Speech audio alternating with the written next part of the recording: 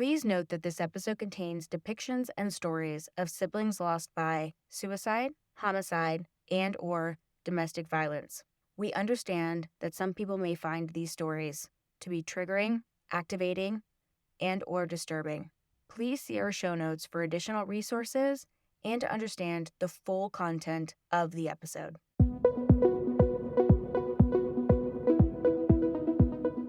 Welcome to the Surviving Siblings podcast. I'm your host, Maya Roffler.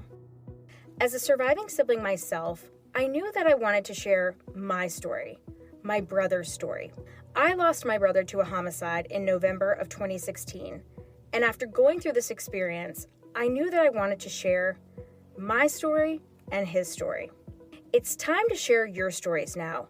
The forgotten mourners, the surviving siblings, the story that is not told enough. Season 3 of the Surviving Siblings podcast is brought to you by sibsforever.org, a virtual platform for you, the surviving sibling, to commemorate and honor your sibling relationship.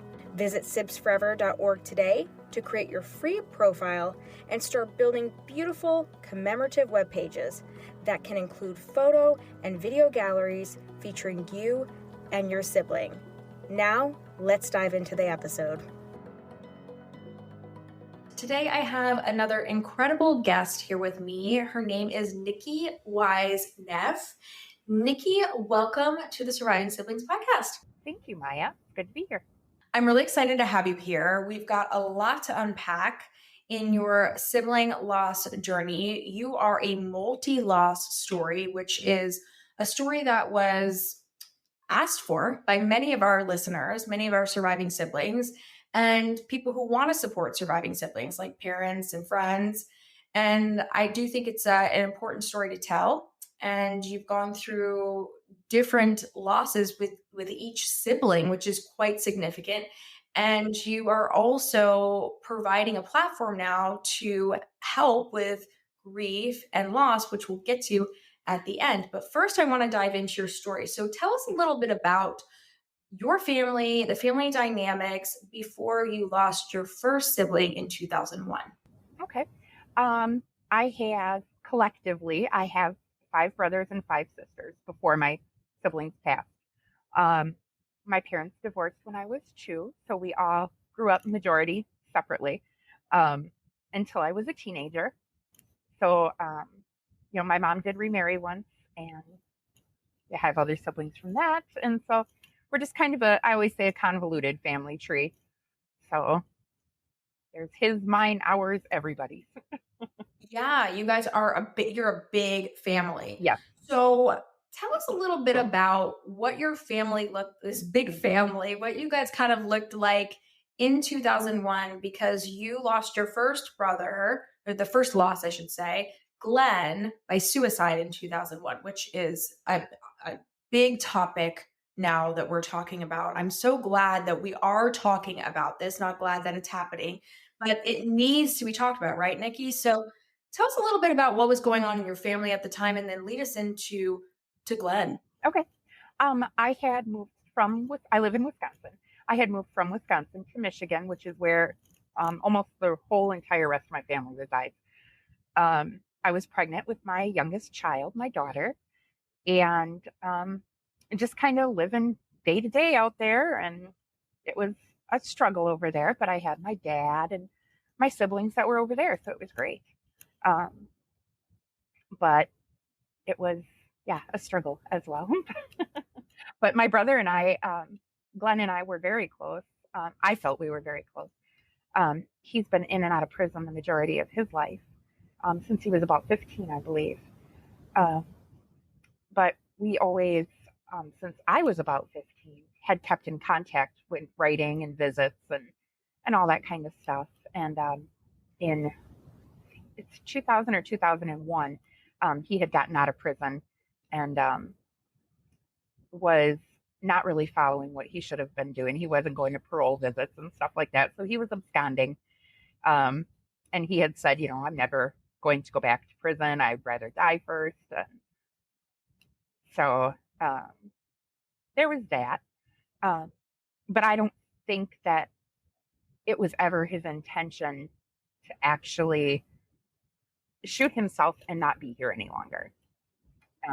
And he did it a month before I had my daughter. I ended up having her a month early because of all the stress from it. But that's unfortunately it's life for a lot of people.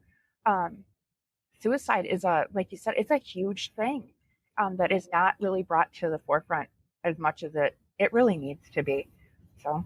Yeah, that's why I really appreciate you sharing and opening up about Glenn, and we're going to continue to talk about that a little bit more. But to highlight what you just said, Nickky, this is suicide has been around a long, long time. This is not something that just started happening, but I feel like it's become like almost a spotlight, or things have been shown upon it.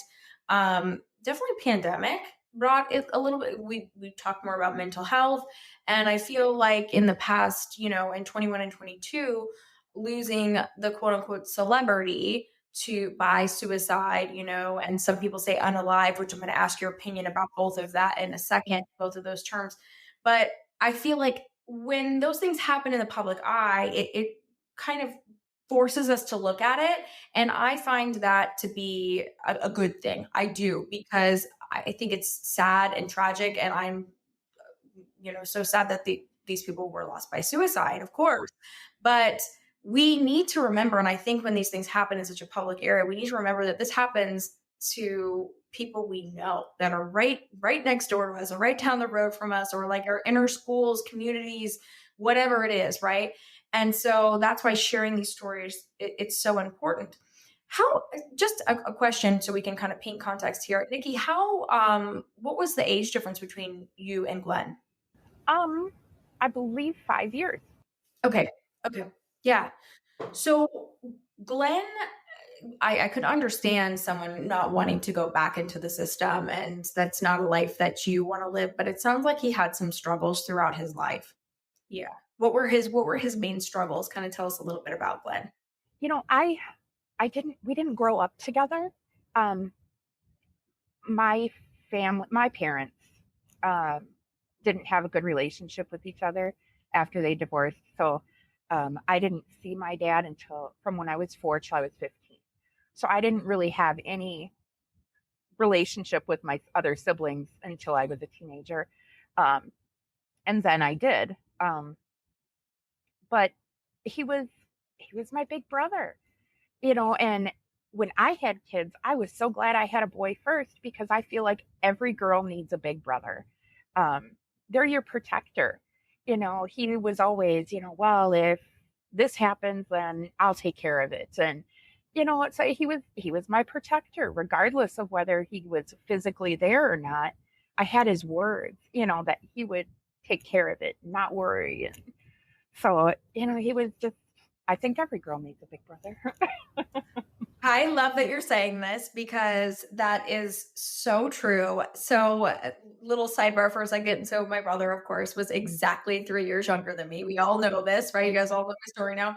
And I used to kind of try to pretend like he was my older brother sometimes, because he was like a foot taller than me and a lot more intimidating in those ways, right? And I'd be like, yeah, well, my brother. And so I always wanted an older brother. And then, as you guys have heard, if you haven't, go back and listen to it on season 2, episode 10, I had Caleb on, and Caleb really became this bigger brother, because he actually is older than me, that I never had. So, loss in life is interesting, because our relationship got really deep when he lost his brother, as I've shared. But I connect with that, and I think a lot of you guys will connect with the older brother and the protector. Yeah, now one of my younger brothers, we're only 1.5 years apart, and he's like, well, I'm your big younger brother. And so,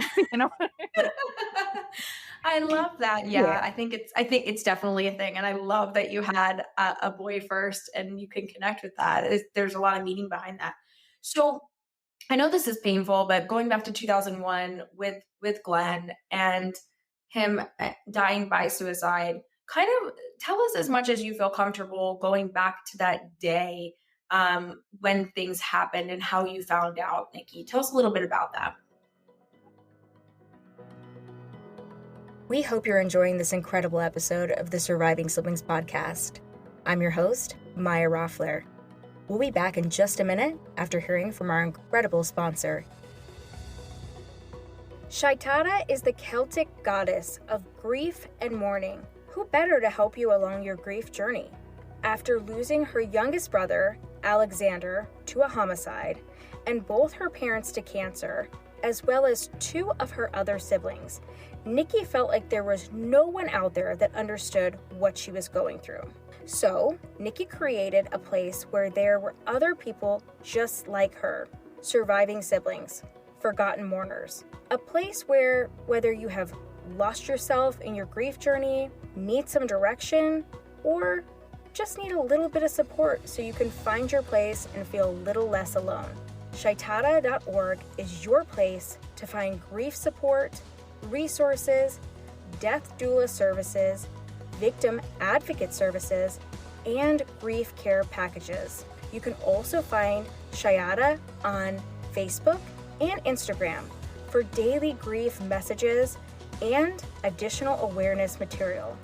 Saitada is a place where you are not alone, so visit Saitada.org today. He had come over to my house, and I asked my boyfriend at the time, my daughter's father, to tell him that I didn't feel like it today. I was, 7 months pregnant. It was like 7 o'clock at night, 8 o'clock at night, and I was just over the day. And he would come, and he was very gregarious and a lot of energy, and he would get my son riled up. And he was 6 at the time, so I was like, no, we're not doing this today. Because there was school, and it was September, and so my boyfriend told him, yeah, not today, blah blah blah. And my brother left, and he went to his wife's house. He had gotten married while he was in prison. They had been together off and on for quite a few years. And I guess they got into an argument. Glennn had told me before that she was physically aggressive towards him. And I knew he had a gun, and I knew he shouldn't have had a gun, but I knew. And that's something I feel a lot of guilt about. But they got into some kind of altercation, and whether he shot himself or whether it was a situation of, well, why don't you just kill yourself? Go ahead, do it. We don't know, and we will never know. His wife is obviously not going to say anything about it. We don't have a continued relationship with her at all. They didn't have children together, anything like that. But the morning that I found out, my boyfriend actually lived with my dad, and I lived in a separate apartment. And he called. He's like, "Hey, your dad's going to be over in a little bit to get you. Just hang out." And I'm like, "Why? Why? I'll drive over. I have my car." "No, we don't want you to drive." And I'm like, "Yeah, well, you need to tell me what's going on." And so that's how I learned. He told me, "Well, I'm sorry, but your brother is dead." And I'm like, "Excuse," I only live like 2 miles from my dad, so I just got over there right away. And yeah. That was your call. Like we all talk about, right? That was the call. And what a unique situation where it was your boyfriend telling you about this. And you answered one of my questions already, whether your brother had children or not. And, I always feel like there's mixed emotions behind that with families, right? I mean, my brother did not have children, and there's sometimes when I wish he did. And sometimes I'm like, oh, well, they didn't have to go through this. So, Right. It's like mixed emotions on that. It is. Yep. And I'm sure you feel the same way about Glenn's situation, right? Yep. Yeah. So and that is just so difficult to know that your brother is in a tumultuous relationship. And then you're 7 months pregnant and you're powerless. And when you've got a strong-headed brother, trust me, I'm like raising my hand here, I know. They're not going to listen. They don't listen, right? So they're going to do what they're going to do. But finding that out is tough. And you don't think that they mean what they say about those things when they're like, I can't do this again, or, fill in the blank, like you were saying. So I think this is a very important story to tell. So tell us a little bit about what that was like driving over there and what happened in the subsequent days, Nickky, as much as you can. I was just so, it's the first like big loss I had experienced since I was like 13 years old. We were 12, 13 when my grandfather died, but that was of cancer. And yes, he was young, but it was like it was your grandpa, I mean, and it mattered, but this was my sibling, my brother. And to find out that it was so like sudden and horrific. And the whole family, I remember my sister, my youngest sister, she's like, don't touch me. Don't touch me. She didn't want anybody to touch her. And my heart broke for her and for my other siblings. And, cause she was close to Glenn as well. And it was awful. And, to see how my son was affected by the death. And, I let him go to the funeral and stuff. And looking back now, I'm like, oh my gosh, I should never have let my 6-year-old go to this funeral because it impacted his life forever. But it's just like you hold on to whoever you can. And my son, being a single parent, he was the thing I held on to all the time. He was your support. He was like, he was. You felt, I'm sure, and still feel like you were losing your protector, like you said, the older brother, the protector. And so you're naturally going to lean on your son. Like that makes sense.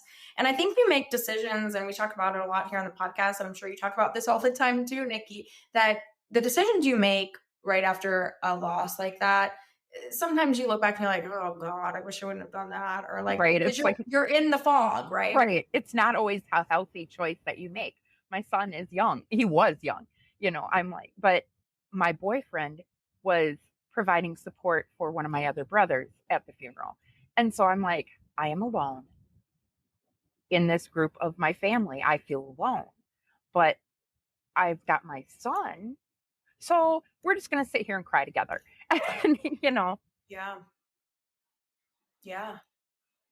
I think a lot of people will relate to this, Nickky, and a lot of you guys listening, I'm sure, will relate to this because, and I think it's important to give yourself some grace and forgiveness or relieve yourself of that shame or whatever you're feeling. And you can speak to that because you were doing the best that you could at that time and with the tools that you had. And when finding out that kind of information, like, there's no perfect way to deal with something like that. Right. Yeah. Unfortunately, there's just not. And you don't, at that time, being as you're in this kind of fog, you don't even realize if you're making a healthy or an unhealthy choice at that time. Great point. You're just trying to push through and get through it. So you do what you need to do to just get through every day. And it took me a long time to get over the guilt I felt about not telling my dad that my brother had a gun, because my dad's like, now, if you knew, why didn't you say anything? I'm like, because he was my brother. And he said, don't tell anybody. I didn't think he was going to do anything with it. I mean, it seems to be more of a guy thing with guns a lot of the time. And it's just, I was like, okay. It never occurred to me that he would use it for something violent, like ending his life or, anything else. So it took me a long time to get over that guilt and realize that that's not my fault. It wasn't my fault. Even if he would have come in and talked with me that night, that doesn't mean he wouldn't have still gone to her house and had this experience anyway. Because I felt guilty for that. Well, if I would have just had conversation with him like he wanted to, he'd still be here. Well, no, he probably wouldn't. So, I think, you're over 20 years into your grief journey with Glenn. We're getting to the next ones, but I think it's just really important to highlight a lot of what you just said, Nickky, because I think so many of us deal with that again, just to say the shame, the guilt, all of those, negative emotions, it's okay to feel them. It's natural to feel them, but it's not healthy to hold on to them. So it's really a beautiful gift that you're giving to everybody listening, and to myself, to hear you say, like, I've come to the point where, I've realized, like, that wouldn't have changed this wouldn't have changed that. And like, you're the younger sister. If you would have told your parents or your dad that he had a gun, like, would he just hid it from you? Would he lied to you? There's a lot of questions. It's going to lead you down another Alice in Oh, Wonderland, like, right. rabbit hole. Rabbit hole. Yeah. Right? Right? Yeah. So, I think that's really difficult. But before we move on from Glennn, and we never move on, we move forward, right? So we're going to move forward in your story. But I'd like to ask you a couple of things dealing with suicide specifically, because this, again, like we said, is such an important topic. There's a lot of conversation around, verbiage and how we talk about this, which, again, that happens when we start to bring light to things that need to be talked about, that should have been talked about a million bajillion years ago, right? So, how do you feel about it? Because for so many years, people say committed suicide, took their life. Now people are saying that that's very triggering, and I can understand how that would be, definitely. And so people are leading more towards the path of, like, died by suicide, or, another term is unalived, which I understand that term, but, like, I'm kind of trying to wrap my head around saying that personally, because I just heard it for the first time last year. How do you feel about those different terminologies, and what is the way that you've told us a little bit about how you express Glennn, but how do you feel comfortable now that you're 20 plus years into your journey with Glennn? What are the terms that you're comfortable with, and what's your opinion on this? I'm really curious. I will usually say, well, my brother committed suicide, because not everybody always needs to know, the nitty gritty details of, well, we don't know, well, we might know, but, or I will say, he killed himself. And I know it's triggering for people, because words can be very harmful. But I think unalived is kind of ridiculous. That's just my personal.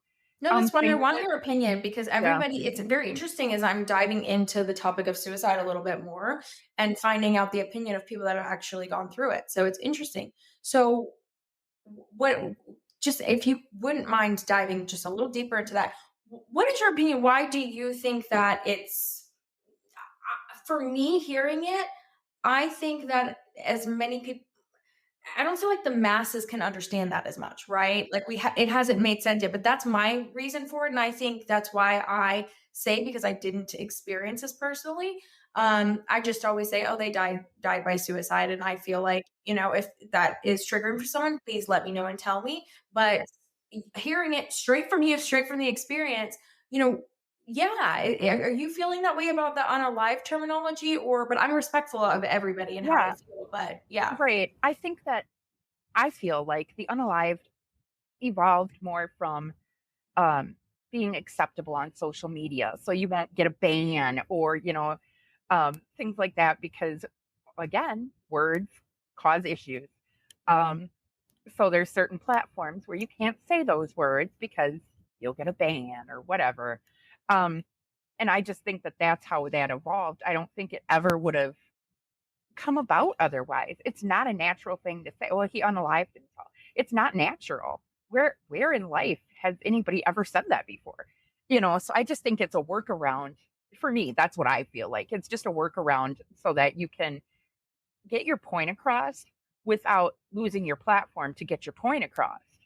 So yeah, I think you nailed it. I think that it is an evolution of social media and being able to express this. And I think it's, I again have mixed emotions about it, because I'm like, we should be able to say, oh, we want to say it's a social platform, but I also understand there's children on these platforms, and, like, I don't want little babies seeing that kind of stuff, exactly. Yeah. So I get it, and I get both sides of it. And, like, if the generation that's coming up now, I'm 36, so, like, this is new to me. But I try to stay in the know of these terms, but and also stay respectful. If some people don't like the word trigger or suicide, and but that's why we always put trigger warnings on certain episodes and stuff. But definitely wanted to dive into that with you. And so thank you for being so transparent on that. And Sending lots of love to your family and Glenn. But let's continue to move into your grief journey, because this is what we're really sharing here today, Nickky. And you lost yet another sibling, but you lost Lisa in 2005. So 4 years later, give or take, right, to a car accident. So you're still deep in grief, and this happens. Walk us through that story, please. My brother Jason, he and I we're both my mom's children. So we grew up together. So we were going from Wisconsin to Michigan for a Christmas gathering.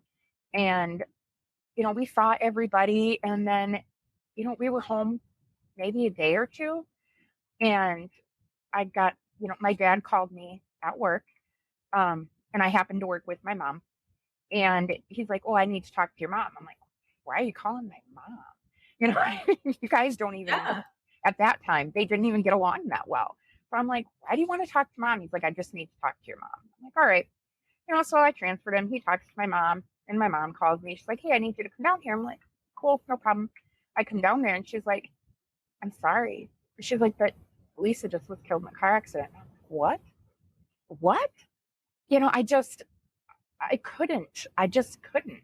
And Lisa and I were not close. We had a lot of animosity in our relationship. And I don't know if that's just from we didn't grow up together or what it was, but we didn't get along well. But after I had my daughter and I was living in Michigan, she was like my older sister. She is my older sister, but she was like, "Hey, my daughter was very sick when she was born. Hey, do you need a break? Let me take her for you." Hey, cool. It was wonderful. She stepped into the older sister role a little bit more. Yeah. Yep. And she was a fantastic aunt, a great aunt. And but we didn't have the best relationship, unfortunately. But she was such a great person. I just wish that life hadn't taken her so soon, because maybe we could have been in a better place eventually as I grew up and was older, and she's 6 years older than I am. So yeah. How old was she when she was in the accident, Nickky? I don't know. She was in her early 30s. Yeah. Okay. Because she was born in 1969 and she was killed in a car accident in 2005. So, and she had 3 little kids. And so that was hard for them. That was so hard for them, to lose their mom. And, so they went to live with their fathers, and my youngest niece went to live with my dad and my stepmom. And so, yeah. So that is an interesting part of this story too, Nickky, because it sounds like the children were split up. They were. And that was, my oldest niece had already been living with her uncle because it was in a better school district, in a better area. But the younger 2 had been living with my sister still. And they had separate dads. So my nephew's dad took him in. And unfortunately, he lost his dad as well, too. Not that long after. But my youngest niece then grew up with my parents. And I don't know why, honestly. I don't. But it would have been wonderful if they could have all stayed together, because they were close, and they still are. But it would have been great if they could all stayed with my dad and my stepmom. That would have been wonderful. But sure. Yeah. Well, that's like a happy, like silver lining to it. At least they're all still close, because we're talking about siblings on here. So like, that's our hope. And they just went through a traumatic loss. Like, oh my God. Yeah. And then to be split up like that. Right. The 2 younger siblings were both still in the same city, and my oldest niece was a half an hour away. So they weren't that far apart, but you're not growing up together anymore. It's absolutely an entirely different thing. So, yeah. It really is. And we know this, right? This is what we talk about here on on the show is, the significance of being around your siblings. So they went through a lot too. This is a real multi loss story. It really is. because Yeah, they it lost really is. so much too. Yes. So tell us a little bit about, like, now we know that the family dynamic after Lisa's passing, but tell us a little bit about after that phone call. I know the children went to different homes and that's so difficult. What was it like for your parents, and what was it like for you, and the whole dynamic between all of you, and the days coming after that? Was there a funeral for her? Like, tell us about your grief process. And did this bring all of this, the grief up about Glenn again too? Did you feel like you were kind of going throughout all of it again? I'd love to know all of that for everyone listening. So after Glenn died, I had also lost my best friend about a year later to homicide. And then 2 years later, I lose my sister in a car accident. So it was just like, it felt so quick to me, like significant people in my life were just gone. And we had funerals for Glenn and for Lisa. Lisa's was great. I love the funeral home. I know it's a weird thing, but I love the funeral home. They had, a TV up with pictures of her, and it was just beautiful. And everybody talked about, how she always made tamales, and they were so good. And, she would give them to her neighbors who were older and weren't cooking for themselves as much. She took care of them. And, she was a great person. And it was really hard on one of my younger brothers because they were extremely close. So he really struggled with that too. And it's hard to see your siblings struggling. But yeah, it all just kept happening. I always say life has the audacity to continue moving forward when you just want it to stop. You just want it to be like, okay, just hang on a second. I'd like to breathe just for a minute. But life has the audacity to keep going day by day. So. I love that. I've never heard that before. Like, people talk about that, when I'm discussing loss and going on this journey, and they talk about, oh, my life just kept going on and I was stuck. But I love your quote. Life has the audacity to keep going on. That's so cute and so true. I love that. Oh my gosh. But it sounds like Lisa was is a really beautiful person. I'd love to speak in both tenses because I think it's super important, right? We can all relate here on that.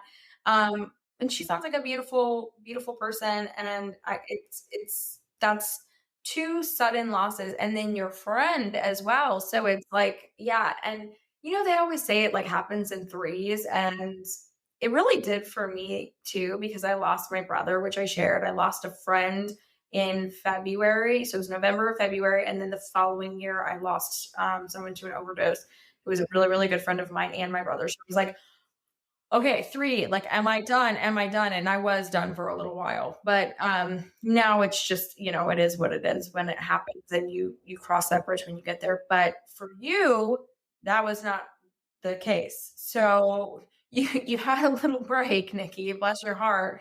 And then we get into the story of Alexander, who you lost quite recently. This was in 2019. So again, losing, you lost Glenn and you lost Lisa, and the universe, God, whatever you believe in, gave you a little bit of a break. But tell us about Alexander and a little background on him and like his story. And this is, I think, how we initially really connected, because it's homicide and it's very difficult. Yeah. Right. Alexander, my parents adopted, or my dad and my stepmom adopted Alexander. He is actually my nephew. He was one of my older sister's children. My sister that's still surviving, my older sister that's still surviving. And my parents adopted him. And he was such, to me, he was such a light. He was just, this blonde kid that, is just running all over the place. And there's only a 4-year difference between him and my son. So they were very close as well. So it was, but he was just such a great kid. He struggled a lot though, especially after Glenn and Lisa passed. He struggled a lot and turned to drugs and, had been in and out of jail as well. Kind of a thing in our family. But he left home then at about 17 and just kind of went everywhere. He went to Florida. He did what he wanted. He lived the life that he wanted to live. He, followed Burning Man and the Rainbow Gathering and all these things. And he was very out there and goofy. And then the relationship that he had with the family wasn't always the best, because when you're on drugs, and if you've had somebody overdose, you are probably familiar with everything that happens. He was stealing from my parents. He was stealing from the siblings that he grew up with, because again, my family all lives in Michigan, and only my brother, myself, and one other sibling are in Wisconsin. So we still didn't grow up together, but his siblings there experienced, all of that with him there. And he stole from them. He was living with my youngest sister and overdosed numerous times. And that was so difficult for their relationship. But eventually my family felt the need to just cut him off for their own mental well-being. And I don't blame him for that. I don't blame him for that. I understand it, but I can't do it. I couldn't do that to him. I couldn't leave him out there with what I felt would be nobody. So I couldn't do it. But I understand why they did, because you sometimes have to at a point. Because he just wasn't healthy. He was not healthy. He was getting in lots of legal trouble and all that. And he ended up going to Texas, where he got in more legal trouble. He got arrested for arson because he had been in a abandoned home and he had started a fire to stay warm. And he started a fire. What brought him to Texas? Was it just one of his things where he was like, I'm going to go on my thing? Or was it like a job, or he was just like, I'm going to Texas? He's just going to Texas. Wow. Yeah. He was constantly without a home. He lived in San Antonio. He lived in a tent city for quite a while. But then he just bounced around, everywhere. And things were going on with him that I was not aware of. I thought he was sober, and he was very not. And I feel like the girlfriend he had for quite a few years, they just were very destructive to each other. They were not good for each other. I know she misses him terribly, but they were so unhealthy for each other. Because she was an addict as well. So, two addicts together are horrible together. Yeah, talk about lighting a fire, like right. we were talking about earlier. That's like a metaphorical fire. Exactly. Yeah, definitely. Yes, and I know that she struggles a lot too. Even now, getting her life together and things like that. But the last time they had been to jail, I think twice in 2019 already. And in February of 2019, he had gotten arrested for possession, fraud, and credit card theft. And she was arrested with him as well. She got out within like 2 weeks. He did not. He never went to court even, which is not the usual process of things. And then just to go back to the other time he was in jail in Texas down there, he had gotten some tattoos while he was in jail because he felt like it would keep him safe while he was in Bear County jail. And it did the first time. It absolutely did. It worked to his advantage then. Unfortunately, the second time it didn't. Yeah, it didn't. So it's yeah, I mean, he definitely sounds like a free spirited He person. really is, and my brother and Alexander and my son were so close. People thought they were actually like blood related when there's no blood between us, because they're both blonde and tall and just goofballs, just completely goofballs. My brother would always. I one time ended a call with him very shortly because it was like, bro, hey, bro, and I'm like, yeah, I'm not your bro, and I need to go. Yeah. And Yeah. now it's like you feel bad for things like that because I'm like, if I would just, had more calls with him, he could have broed all he wanted. So Yeah, but I think your message is really important with that again, Nikki, because we have to learn. And when I say like when people say you should or you need to, no, you have to. You have to get to a place where you can release that, release the shame, release the guilt, because you can't go back and change anything, but you can change what's going to happen in the future. And it sounds like him and his girlfriend were a little bit like a Bonnie and Clyde, up to no good. yes, they were. Most you know, definitely. but I think but and I know this is difficult to talk about, Nikki, but I think it's so important that we tell these stories because we've talked about this on the podcast before and we'll continue to talk about it. Oftentimes people will just glorify the people that have passed. And we need to remember that they're human. They're Right. human. Exactly. Yes. Yep. They've Right. made mistakes. They're a human being. It doesn't matter if we agree with a certain view that they have personally, politically, spiritually, whatever it is. I do find that tough personally, and I really connect to this part of your story. Not just because we are talking about homicide, but also because my brother was very much so that way too, as I've shared quite openly with all of you. And it's really important to me that I got to a place where I wasn't just glorifying him and saying all these things. No, he made a lot of mistakes in his life.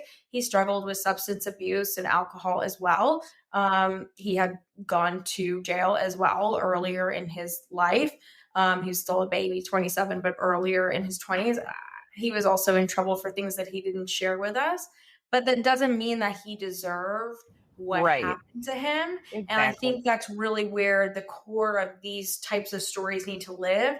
And that's why the story of Alexander and Andrea, how funny, both A's, I just realized that. Alexander and Andreas need to be told because just because you've made mistakes in your life does not mean that you deserve to be killed, To go die. Right. through a homicide, a Right. murder. Now if they're harming another person and doing something, that would be a different conversation, but that's not the conversation we're having today. And I hope that it's empowering to our surviving siblings that listen to this. And sometimes I see this all the time, and I'm sure you do too, Nikki, where people feel like, oh, well, I can't talk the same way about my brother. I can't talk the same way about my sister that all these other surviving siblings do because, oh, they went to jail. Oh, they made a mistake. Oh, they did this to my parents or that or whatever. It's not true. Like we're giving you permission today to still talk about them because there's good in every person and there's a story to be told. So, I appreciate you being so vulnerable and sharing that about Alexander because I notice the silence that happens with people, right? When they're like, there's some shame or whatever. And it took me years to get to the place where I was just like, I don't care. This is who he was. This is the good, the bad, the ugly, the sad. And it's important. So I commend you for being super honest about that. So tell us about the experience, what we're leading up to, Yeah. that awful day. Tell us about him. So he ended up back in In Bear County. jail. Mhm. Yeah. Yep. And so this is where we lost Alexander. So tell us a little bit about that and what you can tell us. I know because it's so recent. Mhm. So we talked every day. I put money on his books for commissary and for the phone calls and stuff like that. We talked every day for 3 months. Prior to that, we did speak probably at least I'd say between 1 and 3 times a month, just checking in and stuff like that. So I knew he was alive. I get that. Yeah. Mhm. Yeah. But so he was in Bear County Jail. He the morning of the 30th, he was involved in a verbal altercation, not a physical altercation, a verbal altercation. And they moved him to a different pod. Fine. That's fine. They put him in a cell with someone who was already there waiting trial for a homicide. My brother was there for a nonviolent crime. His bail was like $150. And that's something that I still struggle with because I'm like, well, I totally had the 150. I could have bailed him out. But at the same time, I didn't because he was known for not going to his court dates. And I was like, and then they're just going to put a warrant out for him and we're going to be right back in this position again. So I didn't bail him out. I get that, Nickky. And I want to say something here because I think this is important. I've had people comment and say things to me like, I feel guilty because I didn't, for, their sibling that's been incarcerated. It's mostly brothers. Sorry, guys, we're not giving you the best name either, but it kind of happens that way. So, but not to say there aren't women incarcerated, there are. But I hear this a lot where comments like on my TikTok or Instagram or things like that, and people will say, oh, I feel guilty because I didn't bail him out. I feel guilty because I didn't put money on his books. I feel guilty. Like, you can speak to this because you went through this, but I think there's also potentially a part of you, because I know I felt this way when I at least knew where my brother was. That $150 was almost like your peace of mind, though, because you knew where he was, right? Like, am I on point with that? Yes, that is exactly right. I'm like, I know it's Bexar County Jail. I know it's not a great jail, but he's there. I know exactly where he's at. He can't abscond and run off, and then they put another warrant out for him, and then he's back in jail for longer. And it was like a vicious cycle that he established. And I just felt like, okay, so he's here. They will give him whatever his sentence is, and then we'll be done with this, and it's going to be fine. We'll move on from it. I was like, if it was my own son, I wouldn't bail him out because you gotta stop. At some time, you have to stop. I had no problem putting money on his books or for the phone calls because I wanted him to be able to have deodorant and toothpaste and shampoo and things, personal hygiene things, and his stupid honey buns that he loved. I wanted him to, I know it's a punishment, but I also didn't want him to be gross and disgusting. And feel disconnected from his world too, which I can understand. But yeah, they strip a lot of humanity from you while you're in there. And I get it. And like I said, I know it's a punishment. I understand. But you're still a human while you're in there. And that's not acknowledged enough, is that you are still a human, whether you're an inmate, whether you are a felon, whether you've made a misdemeanor crime, you are still a human being. And you deserve the daily life things that everybody deserves. So. Yeah.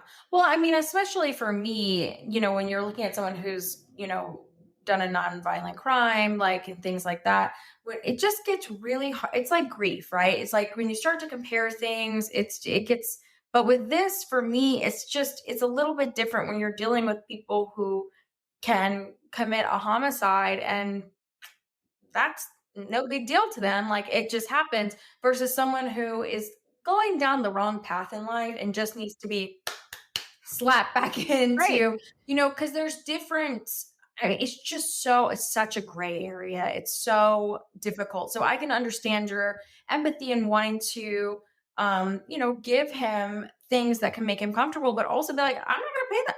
I'll give you the $150 so you can, get whatever you want, but I'm not going to bail you out because you need to learn your lesson. So I can understand why you, for some time, would feel like, guilty about that or different things. But I think ultimately you weren't doing the wrong thing.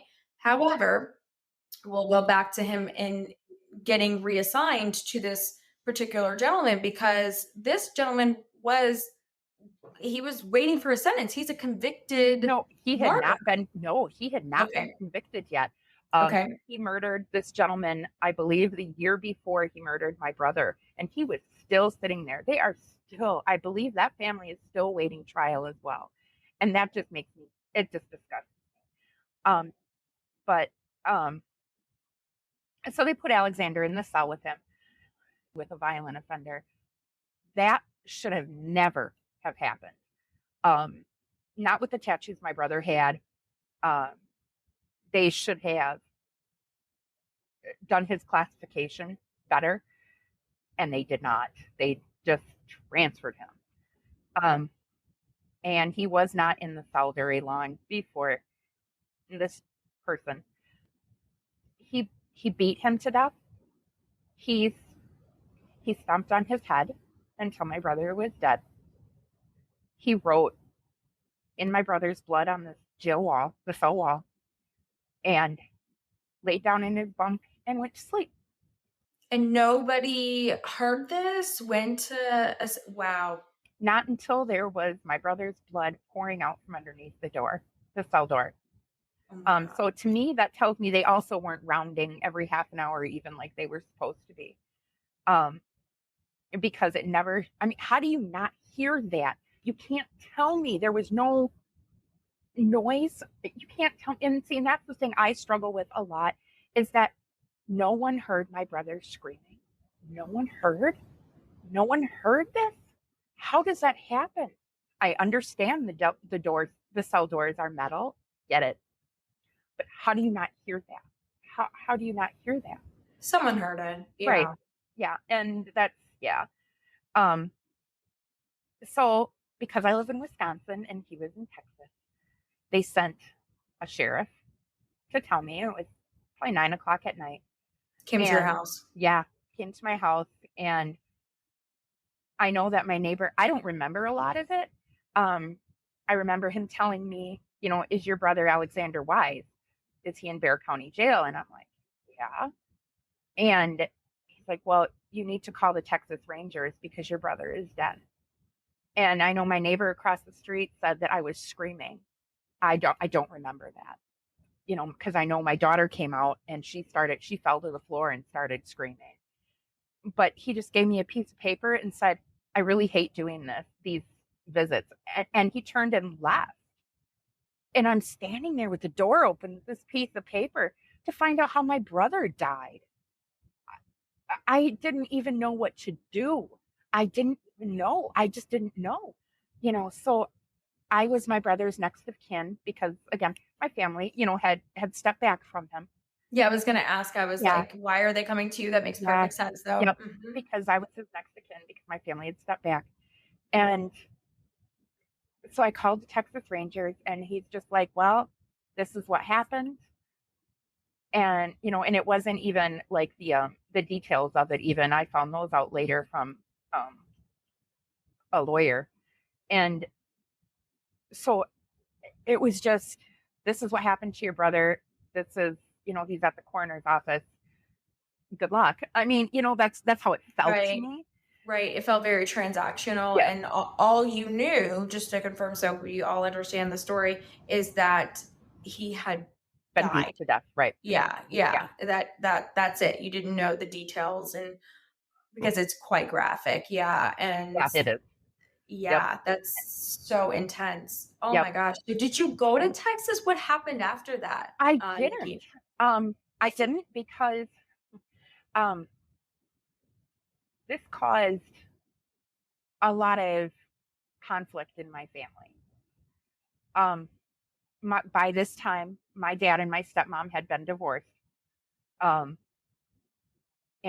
I had called everybody in the family to let them know, hey, this is what happened. And everybody's like, okay. At least that's how I felt everybody was. And I'm sure that's not. I don't want to discount how my other siblings felt about it. But to me, in my head, it was like, okay, well, you know, that's the life that Alexander chose. No life should lead to that. But I had to get him out of the coroner's office. That became a point of contention between my dad and my stepmom as to who was going to do it, who was going to get his ashes, what was going to happen to Alexander. And it came down to my stepmom. She got him. And then it became a conflict at the funeral home that, you know, I want Nicole to have some of his ashes because she's the only one that's had contact with him for the last 5 years. I really think that she should have that. And that was a big old no. And so my stepbrother is with my stepmom, or not my stepbrother. I'm sorry. I'm thinking stepmom. My brother, his ashes are with my stepmom. And that's okay. I understand. I do understand. It hurts me, but I understand how she has to feel losing 3 children. I mean, you know, her and I have never had a really great relationship, but I can't I can't even begin to feel what she feels as a parent either. But being the only person who had contact with him for 5 years, I was like, you're taking this from me. You're taking my brother from me. How could you do this? There was no service held for my brother. There was no obituary made for my brother. Because at that time I couldn't afford to do it. The obituary in Bear County, it was like $600, and I just couldn't do it at that time. So I felt very like his life was not acknowledged at all at any point. So I think that's part of what causes me to be real vocal about it, is because I'm like, hey, Alexander was here. He mattered. His life mattered. This stuff matters, guys. So maybe I can't have his physical ashes, but I have Alexander. So Yeah, thank you so much for sharing that really difficult part of the story too, because that's something we get questions a lot about, is family dynamic and talking about the difficulties. So your story really has it all, Nickky. It really does. Again, I'm so sorry for all of your losses, but I know Alexander is quite fresh. 2019 was just before the pandemic, which that's a fog in itself, right, Nickky? So yes. So I can understand, because I think, as I've shared so openly with all of you, there was a tremendous anxiety when my family left me for a week, and I didn't know where the hell they were, what was going on. And I didn't know if I was going to get my brother's ashes. Like, it was like, it was so surreal. And then the drama ensued, as you all know from my story. And if you don't, go back to season 1. Right, exactly. Wild ride too, Nickky. Yes, Yep. and you know very well. But I know what that anxiety feels like, and I know what that missing part feels like. And that was one thing that I was glad that the family could at least somewhat agree on, and everybody got to do what they wanted to do with my brother. As some most of them wanted it to go into the creek, which I visit every year, and my father and I are the only ones that actually kept ashes, and I am the sole owner of my brother's ashes at this point, because my brother eventually let him go out to see that they had a moment together. But I totally get that. I get everybody's process now, 6 years later. And it sounds like you're at that place too. You're like, you get it. Absolutely. Mom, you get it. But your way to remember him and to keep him alive is you're telling your story today, of course. But you've also founded Saitada. So do you want to tell us a little bit about the Celtic goddess of grief? But you're creating a resource page and beyond. And I know this is truly in honor of Alexander, but also your other siblings too. So tell us a little bit about how you got the inspiration for the name and what we can look forward to seeing on the site, because I know it's just launching. Well, so the majority of our ancestry is Celtic. So I was like, I can find something, And so I came across that, the Saitada, the Celtic goddess of grief and mourning. But I didn't develop or have a want to do something my own self until both my parents passed as well. I just lost my mom almost a year ago, and my dad almost 2. So initially my goal was to be like homicide support. There's not a lot of it out there at all. Regardless of whether it's for parents, siblings, anybody, there's just not a lot out there. And there's not a lot of national, or world, whatever, support for homicide victims. There are some state by state nonprofits or organizations that help with homicide victims, but there's not a national thing. So I really wanted to do something like that. Because there's POMC, for parents of murdered children, but there's just not a lot. And so that was my initial thought, was just homicide support. But then after losing my parents, I was like, there's more grief than just homicide grief. You know, I've lost somebody to suicide, to car accident, to cancer now. And I need there to be a place where people who have lost people from multiple issues or whatever to go and be like, okay, look, I can look here and I can go there. And that's where can get the support from, even if it's not provided by me personally, by another organization, or, you know, saying, you know, hey, go listen to Maya's podcast. You know, it's really going to be helpful. It'll help support you. I want to have that kind of a community. That's what I want, a community. But I'm also going to, before my mother had passed, I had started taking victim advocate classes.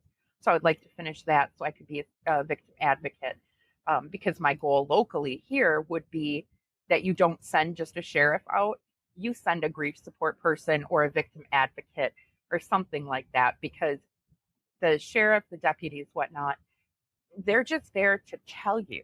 They're not there to do anything after that, and you're left at the door. And so it's not acceptable. It's not an acceptable situation to me. Okay, I want to pause here for a second, Nickky, and talk about this, because you shared a lot of this stuff with me before this episode, what we're getting into with Saitada, but I think that part of your story is really important and also a great source of your inspiration. When the sheriff showed up, and bless his heart, he's like, I hate doing this. Well, of course you hate doing it. Right. I mean, it's like, you probably don't understand. I hope you don't understand. I hope you haven't been through this. That what a depressing part of your job, what a challenging part of your job. And like, you have to walk away from someone who's going to become their life, like it's being ripped out from underneath them. And so, when sheriffs, cops, all of them sign up for the gig, they don't always know that they're going to be they know they're going to be dealing with difficult stuff, sending all of them, so much, the ones out there that are doing a great job, so much love, but that is a hard part of the job. And so, as you're saying this, I'm like thinking back on my experience, and obviously it was different, and I go into the hospital, and but like the support they gave you is like detectives throwing stuff at you. It's like, it's very cold. It's very transactional. And you're just trying to be like, am I in a dream or is this real life? And the most support they give you is like, they'll ask if you want like a pastor or somebody to come, minister to come in the room. And I'm like, okay, well, what if we didn't believe in that? What if we were a different religion? What if that's like, and it's also not, I hate to say this because I am a spiritual person, but it's a more transactional thing, because it's not like it's someone that you've known. So I really wanted to like highlight this for a second, because I think that's awesome. And I think victim advocation is huge. It's one of the reasons why I went on to season 2, and I'm doing so much work here in this space, because I think back when people like yourself are telling these stories, and I'm like, yeah, it was terrible. If I had someone there, if you had someone there, after that sheriff walks away, or after that detective walks away, that literally is like, okay, this is what's going to happen. Right. How are you feeling? How the empathy, right, Nickky? I love it. Yep. Yeah. This is what we need to do now. This is what's going to happen now, because you don't know. I had no clue that even though they knew how he was going to die, or how he had died, that now he had to have an autopsy. And now we have to get his body here. And we have to, it's like, you have no clue. It's information overload. And you're just like, what does that even mean? Right. And you don't even know how to ask those questions. Right. So I love that you guys are gonna do that. And that's also a journey you're going down as well. Yeah. Yeah. I want there to be compassion when there is such a horrific thing that happens, whether it be homicide, car accident, whatever. There needs to be compassion, and not just, like you said, transactional. And not everybody is the same religion. I don't personally believe in organized religion. I'm a more spiritual person, but not a religious person. And I know even locally in my area, people have been asking for grief support that is not religion based. Sure. Because a lot of people struggle with that after death. So I really want to provide a space where you can come, and I'm not like, well, God really needed that angel. God really, it just makes me. Oh gosh, don't Yes. get me started on that one. Yeah. And it doesn't, and the thing is, it doesn't mean that I don't believe in God. And even if you aren't, if you're of another religion, that's okay. For those of you who are religious and listening to this, like, that's not what we're saying. It's not what you need to hear at the time. You may come to that conclusion at some point in your life where you're like, you know what? It was time for him to get his wings, if that's what you believe in. But that's for you to decide. That's for you to come to the realization. You don't need somebody telling you that stuff. You need somebody telling you, okay, how are you doing? Where are you right now?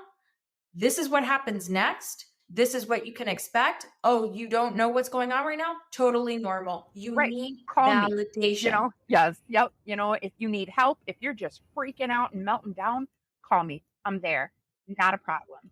So that's, part of the victim advocate journey, but also part of, I've started to become educated as a death grief doula. So I think that is a very fascinating aspect of everything. I don't even know what a death doula does. And I was going to look it up before our talk, but I was like, no, I want to hear it from Nickky so she can tell all of us. I've heard of a doula before, but what does a death doula do? Tell us about this. I think this is interesting. Yeah. So the last year of my mom's life, I stayed with her and took care of her.